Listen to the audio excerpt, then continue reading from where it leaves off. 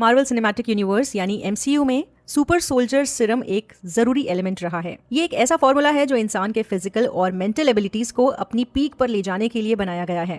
लेकिन वक्त के साथ इस सिरम के अलग अलग वर्जन्स बनाए गए और कई लोगों ने इसे लिया जिनका अंजाम बिल्कुल अलग निकला। तो सबसे पहले स्टीव रॉजर्स यानी कैप्टन अमेरिका इस सिरम को डेवलप किया था डॉक्टर इब्राहिम इर्स्किन ने। इसका आउटकम था पहला सक्सेसफुल सुपर सोल्जर जिसमें फिजिकल और मेंटल दोनों कैपेबिलिटीज अपने टॉप लेवल पर पहुंच गईं। इस सुपर सोल्जर की ट्रांसफॉर्मेशन ने बाकी सब एक्सपेरिमेंट्स के लिए स्टैंडर्ड सेट किया।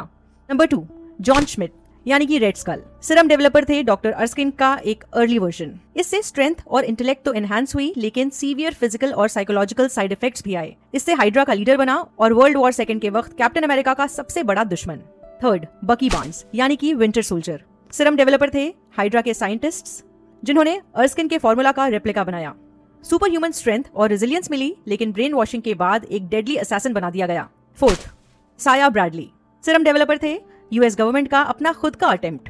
इससे एनहांसमेंट तो सक्सेसफुल थी लेकिन उसे जेल में डाल दिया गया और उसकी एग्जिस्टेंस यानी अस्तित्व हिस्ट्री से ही मिटा दिया गया।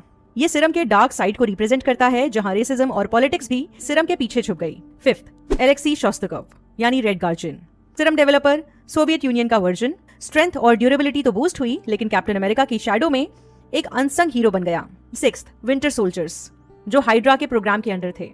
कई सोल्जर्स को एनहांस करके सीक्रेट मिशंस के लिए यूज किया गया और बाद में सबको एलिमिनेट कर दिया गया। इससे ये समझ में आता है कि सिरम का मिसयूज ग्लोबल थ्रेट बन गया। ब्रूस बैनर यानी कि हल्क 7वें नंबर पे है। सिरम डेवलपर अर्स्किन के फॉर्मूला को गामा रेडिएशन के साथ मिलाया गया। आउटकम, दी हल्क एक अनकंट्रोलेबल रेज और अनइमेजिनेबल स्ट्रेंथ वाला मॉन्स्टर। ये सिरम के एक्सपेरिमेंटेशन का सबसे बड़ा कॉन्सिक्वेंस था जिसके बारे में किसी ने सोचा नहीं था।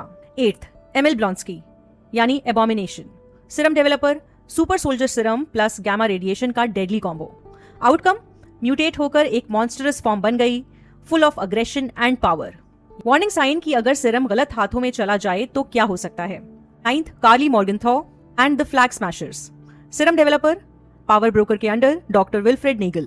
इन्होंने ग्लोबल पावर स्ट्रक्चर को चैलेंज करने के लिए अपनी एनहांस्ड एबिलिटीज का इस्तेमाल किया। इनकी कहानी ने एक फिलोसॉफिकल डिबेट स्टार्ट की, पावर वर्सेस रिस्पॉन्सिबिलिटी।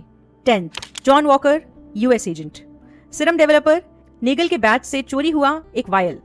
स्ट्रेंथ और एजिलिटी तो मिली लेकिन मोरालिटी और रेज का कंट्रोल हट गया। इसका आर्क दिखाता है कि पावर बिना गाइडेंस के कितनी खतरनाक हो सकती है। किसी के लिए ये सिरम एक सिंबल ऑफ हीरोइज्म बनता है तो किसी के लिए मैडनेस और डिस्ट्रक्शन का रास्ता।